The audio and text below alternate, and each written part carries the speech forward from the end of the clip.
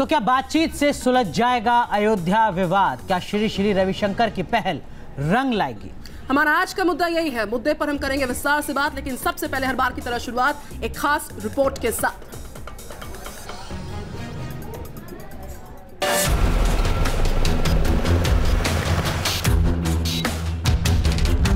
भाई यहाँ हम मिलते हैं, राम राम कहते हैं, विदा होते हैं, राम राम करके विदा होते हैं, और अंतिम यात्रा भी निकलती तो जैसे यानी राम नाम सत्य है कह करके निकलती है।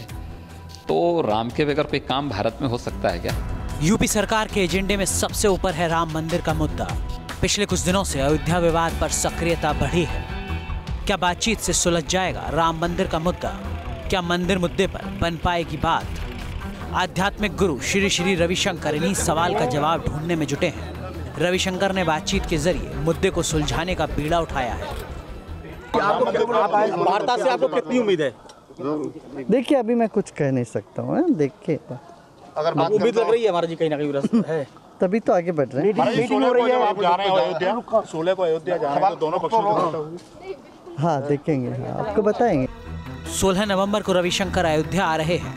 वो हिंदू और मुस्लिम दोनों पक्षकारों से बात करेंगे। अयोध्या विवाद को कोर्ट के बाहर सुलझाने की कोशिश होगी। बताया जा रहा है कि सभी पक्षों से मुलाकात के बाद श्री श्री रविशंकर अपना फॉर्मूला पेश कर सकते हैं। अब हम लोग जब नज़दीक पहुंच रहे हैं निर्माण के लिए, तो रविशंकर जी आ रहे हैं। अभी तक रविशंकर आए ही नहीं कभी। अयोध्या है, हमें उनको स्वागत है, लेकिन हम लोग अयोध्या वासी जो हैं, हम लोग ही इस बात को निर्णय करेंगे कि आपसी में बातचीत करके मंदिर को बनेगा। बताया जा रहा है कि श्री श्री रविशंकर यूपी के सीएम योगी आदित्यनाथ से भी मुलाकात कर सकते हैं। योगी पहले ही बातचीत की कोशिशों का समर्थन कर चुके हैं। अगर संवाद से किसी समस्या का समाधान निकले तो उससे अच्छी कोई बात नहीं हो सकती है। श्री श्री रविशंकर की पहल के साथ अयोध्या में पक्षकारों के बीच सुलह की कोशिश हो चुकी है। शिया सेंट्रल वक्फ बोर्ड के चेयरमैन वसीम रिजवी की तरफ से पक्षकारों की बैठक में सुलह का फॉर्मूला पेश किया गया था, जिसे मुस्लिम पक्षकारों ने नामंजूर कर दिया। मुसलमानों की जानिब से सुप्रीम कोर्ट में 8 अपीलें हैं, 6 पार्टियां उसमें, दो पार्टियों की 2 अपीलें हैं, सूट नंबर 4 की और 5 की। अभी तक इन पार्टियों में से किसी से भी कोई बातचीत किसी फरीक की समझौते की नहीं हुई, और ये 6 आदमी जो हैं कोई बाबरी मस्जिद से क्लेम अपना ख़त्म करने की बात मान नहीं सकते। तो वसीम रिजवी हों या कोई दूसरे लोग हों, वो किनसे समझौता कर रहे हैं ये तो वही जाने। अयोध्या विवाद सुप्रीम कोर्ट में है। 5 दिसंबर से पूरे मुद्दे पर सुनवाई होनी है। ऐसे में बड़े सवाल हैं कि क्या कोर्ट के बाहर श्री श्री रविशंकर की सुलह की कोशिश सफल हो पाएगी? क्या सभी पक्षकार मुद्दे पर एक मत हो पाएंगे? Team news nation. तो अयोध्या का मामला लगभग 164 साल पहले अदालत में पहुंचा था 1853 में। क्या अब 2017 में स्थितियां सुधर जाएंगी? ये बुनियादी सवाल है मुद्दा आज का। खास मेहमान हमारे साथ जुड़ चुके हैं। हमारे साथ प्रेम शुक्ला साहब हैं, आप भारतीय जनता पार्टी के वरिष्ठ नेता हैं, प्रवक्ता हैं। हमारे साथ जफर अमीन साहब हैं, आप समाजवादी पार्टी के नेता हैं। साथ ही साथ हमारे स्टूडियो में मौजूद हैं नरसिंहानंद सरस्वती जी, आप धर्म गुरु हैं। बिल्कुल, हमारे साथ मुफ्ती मंजूर जिया हाजी साहब जुड़ने वाले हैं कुछ देर में। वसीम गाजी साहब हैं, मुस्लिम स्कॉलर है, स्टूडियो में मौजूद है मेरे साथ। और यतीमानंद चेतनानंद सरस्वती धर्मगुरु हैं, मेरठ से हमारे साथ हैं। जफर अमीन साहब, मेरा सवाल आपसे है, संवाद के जरिए एक बार फिर से श्री श्री गणेश का जो प्रयास हो रहा है, इस पूरे मसले पर आप उसका स्वागत करते हैं? इस कोशिश को आप सकारात्मक मानते हैं? और क्या आपको लगता है कि संवाद के जरिए इस मुद्दे का संघर्ष जो है उस पर विराम लग जाएगा इस बार?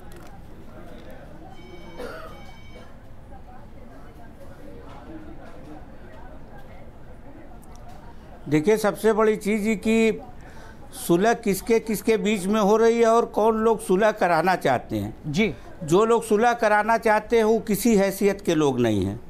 वसीम रिजवी की बात आई, जो शिया वक्फ बोर्ड के चेयरमैन हैं, ये पार्टी बनने के लिए उसमें दौड़ रहे थे और कहीं दूर दूर तक इनका नामो निशान नहीं है।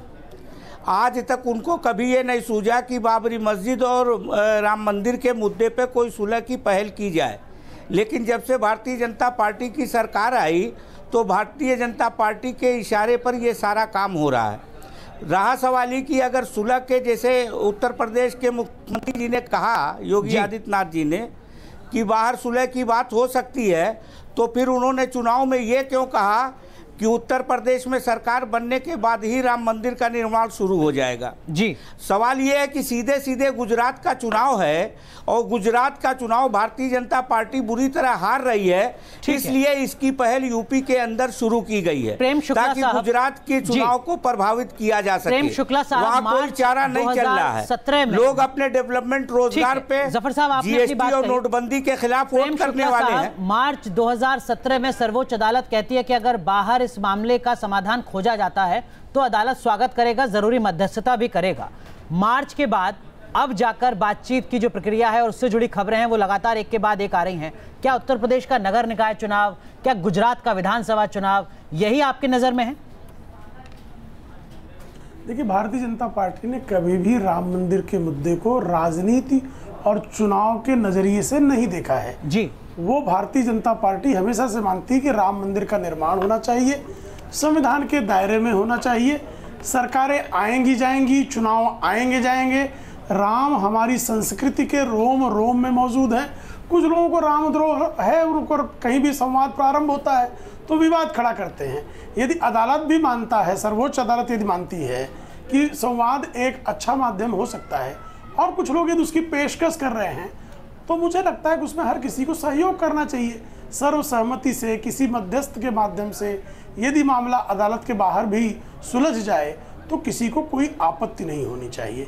लेकिन कुछ लोगों को हर चीज़ में चुनाव ही नज़र आता है, हर चीज़ में राजनीति नज़र आती है, हर चीज़ में, जैसे लोग जो कह रहे थे कि उत्तर प्रदेश में भारतीय जनता पार्टी हार जाएगी, देखा उन लोगों ने कि किस तरह से जो है भारतीय जनता पार्टी के विरोधियों के तिनके की तरह। लेकिन प्रेम शुक्ला साहब, एक चीज और बता दीजिए संक्षेप में, हम उसको कभी भी राम मंदिर को कभी भी हमने कर रहे हैं, क्या आपको नहीं लगता कि वो प्रयास आप भी कर सकते थे? संवाद के लिए तो 2 कदम आप भी आगे बढ़ सकते हैं, योगी आदित्यनाथ भी बढ़ सकते हैं। देखिए ये अगर श्री रविशंकर जो एक निष्पक्ष व्यक्ति हैं, किसी राजनीतिक दल से नहीं संबंध रखते जी, जो किसी पक्ष से संबंध नहीं रखते, यदि उनकी तरफ से प्रयास हो रहा है तो अगर मगर की बजाय उसमें यदि लोग सहयोग करें तो बेहतर रहेगा। और आदरणीय योगी आदित्यनाथ जी ने, मुख्यमंत्री जी ने इसका स्वागत किया है। अन्य दलों को भी किसी के मन में कोई बात है तो अपना पक्ष रख सकते हैं उनके समक्ष। बिल्कुल। वसीम गाजी साहब हमारे साथ हैं, मुस्लिम धर्मगुरु। गाजी साहब, मैं समझना चाहूंगी आपसे, सीएम योगी आदित्यनाथ ने भी 2 टूक कहा कि समस्या ये नहीं है कि बातचीत हो, समस्या यह है कि बातचीत के जरिए आम सहमति बन पाए, जो कि अपने आप में एक बहुत ही, चूंकि मामला बेहद संवेदनशील है, इसमें सहमति बनना बेहद जरूरी है। कई बार बातचीत हुई है, लेकिन अक्सर ऐसा होता है कि वार्ता टेबल पर कभी कोई पक्षकार नहीं होता, कभी कोई मौजूद नहीं होता। इस बार आपको लग रहा है सब मौजूद होंगे और कोशिश सकारात्मक हो पाएगी, क्योंकि प्रयास तो सकारात्मक है। देखिए, मैं बाबरी मस्जिद एक्शन कमेटी के मेंबर की हैसियत से आपको इसके बारे में तफसील से बताऊं जी। पहली बात तो जो रविशंकर साहब हैं या वसीम रिजवी साहब हैं, इनको इस मुद्दे की ना तो कोई नॉलेज है और ये सेल्फ स्टाइल इंटरकुलेटर मेडिएटर बनना चाहते हैं, और ना तो इनको सुप्रीम कोर्ट ने कोई एथराइज़ किया है, ना इनको होम मिनिस्ट्री ने कहा है, ना हिंदुस्तान के वज़ीर आज़म ने कहा है, बल्कि इनको जो सुब्रमण्यम स्वामी साहब हैं उनको सुप्रीम कोर्ट से फटकार लगी कि साहब आप तो इसमें पार्टी है नहीं। तो ये जो आपके, हम इनका बड़ा सम्मान करते हैं रविशंकर जी का, ये राष्ट्रीय अंतर्राष्ट्रीय शख्सियत हैं, लेकिन ये प्रॉक्सी हैं सुब्रमण्यम स्वामी। वसीम गाजी साहब, 160 साल से मामला अदालत में चल रहा है, आपको नहीं लगता कि ये पहल तो आपको भी करनी चाहिए थी? देखिए, हमने तो की है, को बैठाते, जो काम आपने नहीं किया उसको अगर एक संत कर रहा है जिनका सम्मान भी आप कर रहे हैं, साथ ही साथ आप उनकी क्रेडिबिलिटी पर भी सवाल खड़ा कर रहे हैं। नहीं तो आप वसीम रिजवी की साख पर भी सवाल खड़ा कर रहे हैं। नहीं, देखिए, ऐसा सुविधा के हिसाब से चीजों को तय नहीं कर रहे हैं। देखिए, रविशंकर साहब को ना तो कोई कानून की नॉलेज है, ना इनको आर्कोलॉजिकल की नॉलेज है, ना इस तीसरी बात, पहले जितनी बातचीत हुई वो सब कानून के आधार पर हुई। नहीं, देखिए, अभी कश्मीर में जो एक इंटरकुलेटर बनाया गया है, जिनको वो रॉ के या आईबी के बहुत बड़े ऑफिसर रहे हैं, तो बात समझ में आती है कि जिसको आप इंटरकुलेटर बना रहे हैं, पहले तो वो सेल्फ स्टाइल ना हो, फिर ये हो कि उसका व्यू क्या है। लेकिन गाजी साहब, जो धार्मिक मामला है, आस्था से जुड़ा मसला है, आपकी या उनकी, वो धार्मिक व्यक्ति ही या धार्मिक पृष्ठभूमि का व्यक्ति अगर सुलझाने के लिए आगे बढ़े तो दिक्कत क्या है? नहीं, धार्मिक के सवाल नहीं है। आप ये बता दीजिए, क्या आप ईमानदार हैं? क्या आप चाहते हैं कि अदालत से बाहर इस मुद्दे का समाधान होना चाहिए? हम तो कहते हैं ईमानदार जवाब। देखिए, मेरा ईमानदार जवाब ये है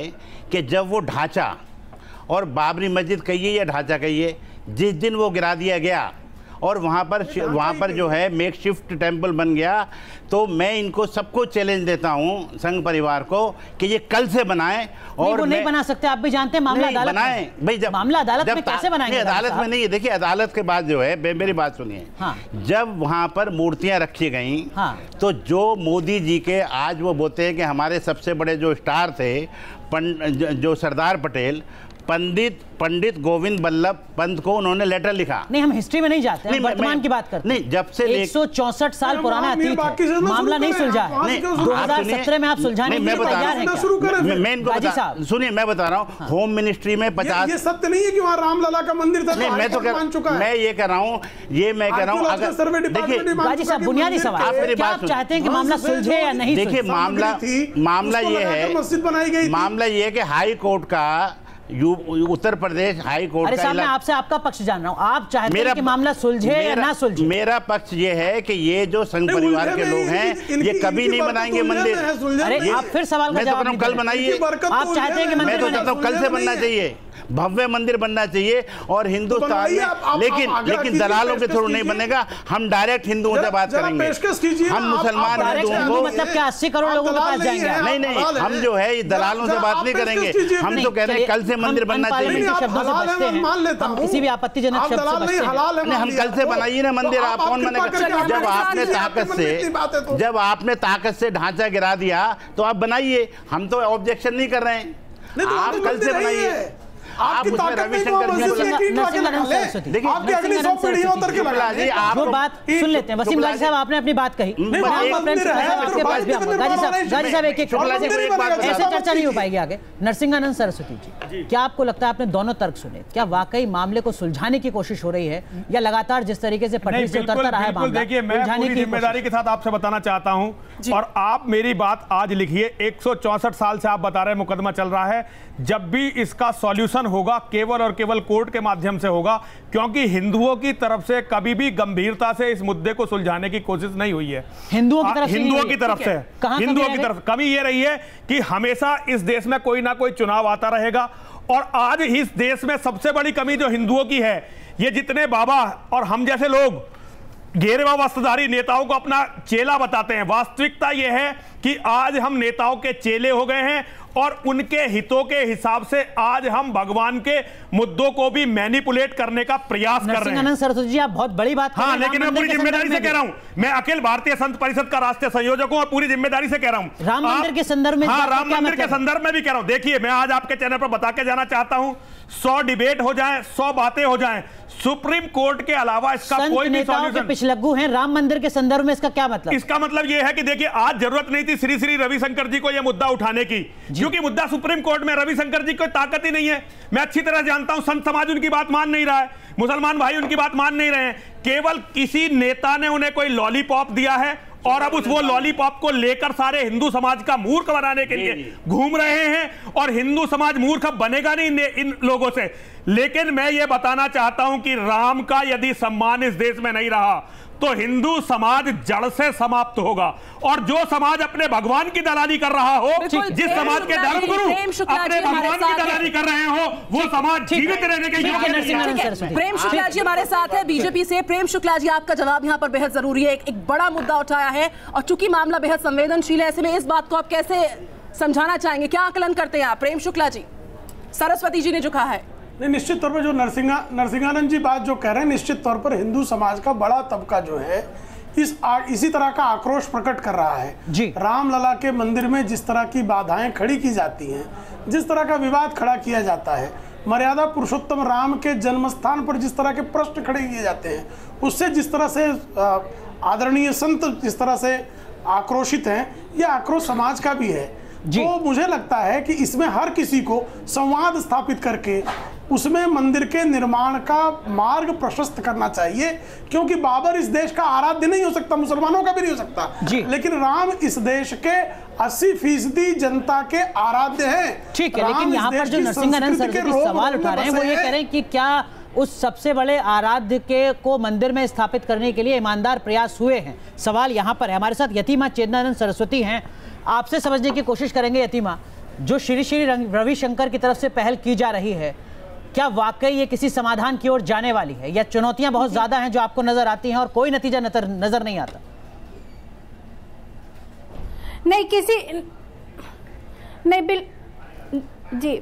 बिल्कुल किसी समाधान की ओर नहीं जाएगी ये, क्योंकि ऐसे प्रयास पहले भी किए जा चुके हैं और हर बार ये प्रयास तब किए जाते हैं जब कोई ना कोई चुनाव आता है।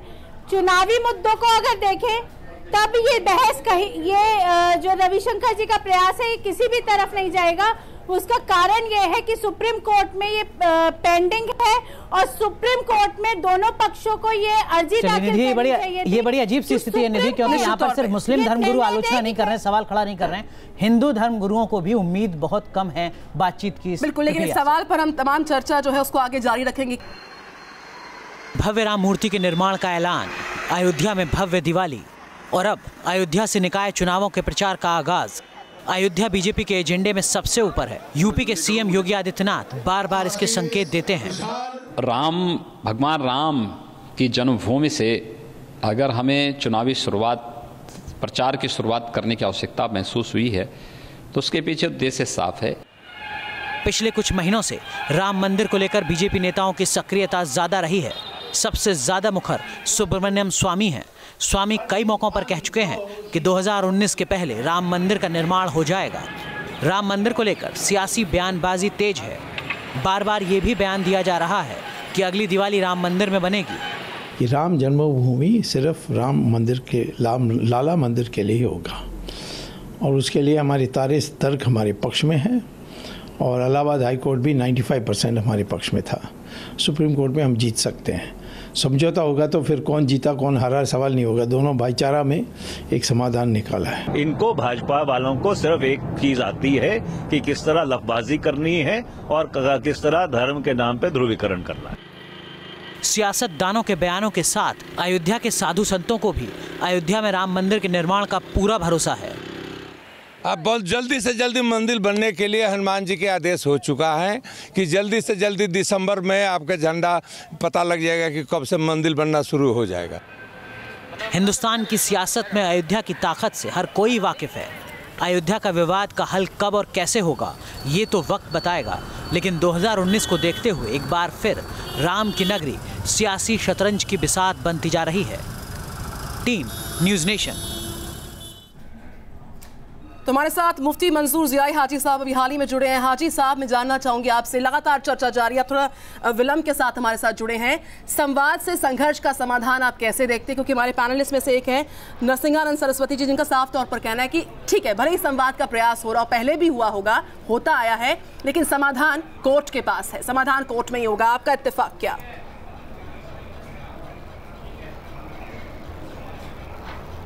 देखिए मोहतरमा, इससे पहले हमने गुफ्तगू की है और आज मैं आपसे बाज़ाब्ता तौर पे एकदम खुले लफ्ज़ों में कह देता हूँ कि हिंदुस्तान का मुसलमान यकीन रखता है कोर्ट के ऊपर में, और जब कोर्ट फैसला देगी तो हमें पूरा यकीन है कि कोर्ट फैसला देगी हिंदुस्तान का मुसलमान और हिंदुस्तान का हिंदू भाई हर एक चीज़ को एक्सेप्ट करने के लिए तैयार है।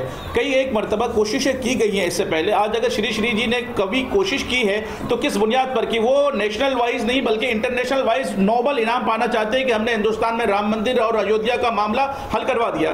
बीजेपी के मामले में उनके मैनिफेस्टो के अंदर में अयोध्या का जो मामला है वो हमेशा रहा है, लेकिन कभी राम मंदिर का मामला नहीं रहा है। इन्होंने हमेशा यह कोशिश की है कि अयोध्या के मामला हल ना हो, क्योंकि अगर वो हल करवाना चाहते तो अयोध्या के लोगों को वहां की जिंदगी जीने के तरीके देते, वहां के लोगों का म्युनिसिपल कॉर्पोरेशन सही होता, वहां के जीने वालों को खाने पीने का इंतजाम होता, रहने सहने का इंतजाम होता, गली कुछ अच्छे बनते। वहां तो कुछ बना नहीं, क्योंकि इन्होंने अयोध्या मसला समझा है। नहीं, जय हाजी साहब, ऐसा नहीं है। 100 करोड़ रुपए का ऐलान किया है मुख्यमंत्री बनने के बाद योगी आदित्यनाथ ने अयोध्या के लिए, सिर्फ कोर्ट के अंदर नगर निगम के तौर पर अब अयोध्या रहेगी, लेकिन वो अलग बात है, वो राजनीतिक बात है। लेकिन एक सवाल मेरा आपसे, जो शिया नेता हैं, जय हाजी साहब जवाब दीजिएगा, जो शिया नेता हैं उनका एक बयान आया जिसमें वो कह रहे हैं कि अयोध्या विवाद को दरअसल में पाकिस्तान नहीं सुलझने दे रहा है। तो क्या ये मान लिया जाए कि जो लोग अयोध्या विवाद को सुलझाना नहीं चाह रहे हैं, क्या वो पाकिस्तान के इशारे पर काम कर रहे हैं? ये शिया नेता का बयान है।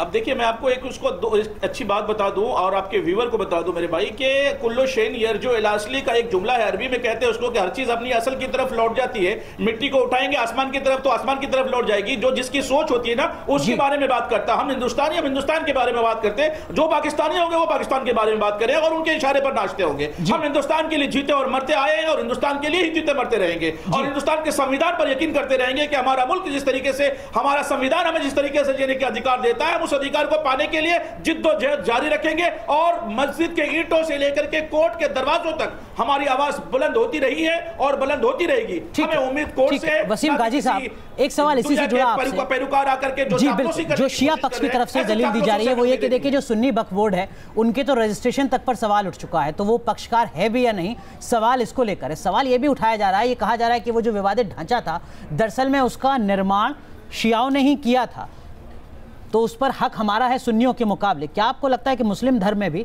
दो अलग अलग धड़े बन चुके हैं अयोध्या में मंदिर के निर्माण को लेकर? देखिए, मैं आपकी बात के जवाब से पहले जो मेरे को पैनलिस्ट हैं नरसिम्हा सरस्वती जी, इनकी बात को मैं आगे बढ़ाते हुए एक तो इनकी तायीद करता हूं कि ये फैसला अगर होगा तो सिर्फ सुप्रीम कोर्ट से ही होगा, क्योंकि अगर इसकी समस्या का समाधान होता तो ये सुप्रीम कोर्ट तक जाता ही क्यों। और इसके लिए 3 वज़ीर आज़म, 3 प्राइम मिनिस्टर, होम मिनिस्टर और जो आपके शंकराचार्य सबने कोशिश की और इलाहाबाद का हाई कोर्ट का फैसला तकरीबन जैसा कि सुब्रमण्यम स्वामी साहब ने ये बात सही बोली है कि एक हद तक जो इलाहाबाद हाई कोर्ट का फैसला है वो मंदिर के पक्ष में आ चुका है। सुन्नी वक्फ बोर्ड पर सवाल है, जहाँ तक सुन्नी वक्फ बोर्ड और शिया वक्फ बोर्ड की बात है, शिया वक्फ बोर्ड बाबरी मस्जिद या ढांचे के डिमोलिशन तक इनका कोई लेना देना नहीं था। अब मीर बाकी शिया थे, सुन्नी थे, बाबर शिया थे, सुन्नी थे, उसकी तो हिस्ट्री या तो वसीम रिजवी को मालूम होगी जी, और वो 500 साल की हिस्ट्री, वो शिया थे, सुन्नी थे, हमें तो नहीं पता। अलबत्ता ये है कि अगर वो वाकई में मंदिर तोड़ के बनाई गई थी तो वो चाहे शिया थे या सुन्नी थी, वो इमारत गिरा दी गई है। ठीक है, मैं आऊंगा जी साहब आपके पास भी, प्रेम शुक्ला साहब, लेकिन थोड़ा स्थितियों को समझाइएगा।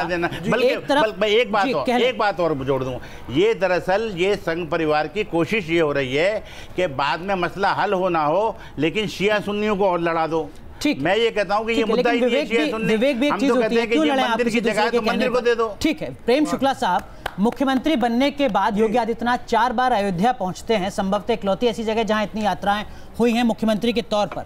कई सौ करोड़ रुपए का ऐलान करते हैं अयोध्या के विकास के लिए, भव्यता के साथ दिवाली का आयोजन करते हैं, 100 मीटर की मूर्ति लगभग बनेगी, 100 मीटर ऊंची, इसकी घोषणा होती है। अयोध्या नगर निगम बनेगी, इसका ऐलान होता है। संदेश देने की क्या कोशिश है तब जबकि मामला अदालत में लंबित है? देखिए, अदालत में मामला सिर्फ बाबरी ढांचे और राम जन्मभूमि का पेंडिंग है। अयोध्या का अन्य कोई मामला, अयोध्या के विकास का कोई मामला अदालत में विलंबित नहीं है। इसलिए वहाँ दिवाली मनाना, वहाँ प्रभु रामचंद्र जी की भव्य मूर्ति की स्थापना करना, वहाँ नगर निगम बनाना, इसका किसी अदालती मामले से कोई लेन देन नहीं है। और योगी आदित्यनाथ यदि प्रभु रामचंद्र जी के नगर में जाते हैं तो मुझे लगता है किसी को किसी प्रकार की वेदना नहीं होनी चाहिए। एक मुद्दा। दूसरा मुद्दा जी, यानी कि आप ये कहना चाह रहे हैं कि ये सब कुछ जो है इसका जिक्र अनुराग ने किया है वो महज इत्तेफाक भर हो सकता है? एक पॉइंट ऑफ ऑर्डर है मेरा। नहीं, हमका अयोध्या का विकास करना मुझे लगता है कि हर किसी की प्राथमिकता होनी चाहिए। प्रभु रामचंद्र जी भारत की संस्कृति के सबसे बड़े संवाहक हैं। अल्लामा इकबाल तक कहते हैं कि वो इमाम हिंद हैं। तो यदि अयोध्या का विकास हो तो मुझे नहीं लगता है कि किसी की छाती दुखनी चाहिए, किसी को किसी पीड़ा की आवश्यकता नहीं। अयोध्या का विकास पहले क्यों नहीं हुआ, इस पर उल्टा प्रश्न पूछा जाना चाहिए। तब जबकि सत्ता में आप भी रहे उत्तर प्रदेश 70 वर्षों तक नरसिंहानंद जी कुछ कहना चाह रहे हैं। नहीं, उसमें प्रयास किया गया, आपको पता होगा कल्याण सिंह की सरकार के समय बताना चाहता हूं, अयोध्या में जो विकास कार्य राजनीतिक मसलों से अलग, भारतीय जनता पार्टी राजनीतिक बातों से अलग, मैं एक बात पूरी जिम्मेदारी के साथ आपके सब देखने वालों को बताना चाहता हूं। भारत के अंदर यदि कोई व्यक्ति राम जन्मभूमि बनाने की जिम्मेदारी को महसूस करता है और उसे बनाएगा तो वो व्यक्ति है योगी आदित्यनाथ जी महाराज। कैसे? इसका कारण बता रहा हूं मैं आपको। उनके गुरु ने अपना पूरा जीवन राम जन्मभूमि आंदोलन के लिए खपा लिया। उनके दादा गुरु ने, उनकी बहुत बड़ी, मेरे गुरु के साथ मिलकर उनकी बहुत बड़ी पहल थी। इसलिए योगी जी जिस दिन उत्तर प्रदेश के मुख्यमंत्री बने थे, ये तय हो गया था भगवान की तरफ से कि राम मंदिर तो बनना ही है। लेकिन अब कोई राम मंदिर को, लेकिन सहमति के साथ ना, नहीं देखिए सुप्रीम कोर्ट का जैसा भी भैया जी ने कहा, गाजी साहब ने जो कहा कि हाई कोर्ट का निर्णय आ चुका है, मुस्लिम समुदाय ने पहले भी कहा था कि भाई ये महत्वपूर्ण नहीं है कि अब वहां क्या है, यदि मंदिर तोड़कर मस्जिद बनाई गई है तो हम तैयार हैं मंदिर बनाने के लिए, ये मुस्लिमों ने पहले भी कहा था। और अब ये सुप्रीम कोर्ट, हाई कोर्ट ने बता दिया कि वहां पहले मंदिर है। सुप्रीम कोर्ट का निर्णय भी ऐसा ही आने वाला है और योगी जी वहां मंदिर जरूर बनाएंगे। योगी जी अगर मंदिर बनना नहीं होता तो योगी जी मुख्यमंत्री नहीं बनते पहले। आप इस तरीके की बातें किस तरीके से कहते हैं? ये उल्लंघन नहीं है, संविधान का उल्लंघन नहीं कर रहे साहब आप। देखिए उल्लंघन नहीं कर रहे हैं कि जिस दिन योगी साहब सीएम बन गए उसी दिन उन्होंने याद कर लिया कि बनेगा ही बनेगा। क्या सुप्रीम कोर्ट में मौलाना साहब मेरी बात सुनिए, क्या करेंगे? जब ये हमारे साथ गाजी साहब कहते हैं, पहले भी मुसलमान धर्मगुरु ये कहते रहे हैं कि यदि ये तय हो जाए कि वहां मंदिर था तो हम मंदिर बनाने के लिए जगह दे देंगे। अगर आप अपनी बात से मुकरना चाहते हैं तो इसमें मैं कुछ नहीं कर सकता। सुप्रीम कोर्ट भी आपको यही बताएगा। आप सुप्रीम कोर्ट के ऊपर जाना चाहेंगे या हिंदुस्तान का फैसला देगा। सुप्रीम कोर्ट और हाई कोर्ट ये तय कर चुका है कि वहां पहले मंदिर था। आपको जाना चाहिए। अपनी बातों से मुकरना हुआ, यदि आप अपनी बातों से मुकरना चाहते हैं तो और देश गृह युद्ध की तरफ चला जाएगा यदि लोग अगर धर्मगुरु जिम्मेदार आप ये बता दीजिए कि सुप्रीम कोर्ट का डिसीजन आएगा तो क्या करेंगे? अपनी बातों से अभी गाजी साहब ने मेरे साथ एक बात वसीम गाजी जी जो आपने कहा, जय हाजी साहब एक बार सुन लीजिए। वसीम गाजी मैं इसमें एक बात, ये क्या वाकई समाधान की ओर हम बढ़ रहे हैं या स्थितियां खराब हो रही हैं? देखिए समाधान तो जो इलाहाबाद हाई कोर्ट का फैसला आया था उसमें 2/3 जो जगह है वो राम मंदिर के लिए मिल चुकी है जी। मैं ये कहता हूँ कि वो जो फैसला है सुप्रीम कोर्ट ने निरस्त नहीं किया है, लेकिन मैं प्रेम शुक्ला जी से ये बात कहता हूँ कि जब 2/3 जगह मिल चुकी है तो वहाँ आप भव्य मंदिर क्यों नहीं बनाते हैं? दूसरी बात यह है कि अगर आप वहाँ मंदिर बनाएंगे तो ये तय है कि कोई मस्जिद नहीं बनाएगा, क्योंकि अगर मस्जिद बनाएंगे तो आप बल्ब करवाएंगे, आप कितना करवाएंगे, आप राइट करवाएंगे। हम नहीं चाहते, हम कह रहे हैं वहाँ पे मंदिर बनवाइए। 2/3 फैसला आपके ऊपर में आ चुका, आप बनाते क्यों नहीं? चेतनानंद सरस्वती जी हैं, जब तक मामला सर्वोच्च अदालत कैसे आगे बढ़ जाए? निरस्त नहीं हुआ है। हाई कोर्ट का जो फैसला है वो निरस्त नहीं किया सुप्रीम कोर्ट ने, बल्कि उसमें जो एक हिस्सा और है उसके लिए विवाद है, तो 2 हिस्से में बनाइए आप।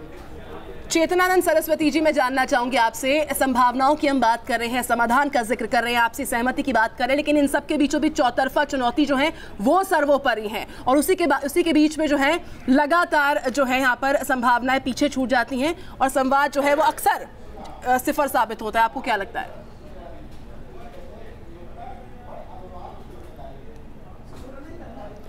मैं एक जवाब देना चाहती हूँ। अभी 2/3 की बात हो रही है और 1/3 हिस्सा निरस्त नहीं किया है, लेकिन उसको वो हमें एक्सेप्टेबल नहीं था। ठीक है, जो आदेश आया था हमारी। चलिए सवाल यहाँ पर आपका भी है, समय पूरी तरीके से खत्म हो रहा है। आप सभी मेहमानों का जुड़ने के लिए बहुत बहुत शुक्रिया। देखना होगा 16 तारीख के बाद किस तरीके की तस्वीर आगे नजर आती है।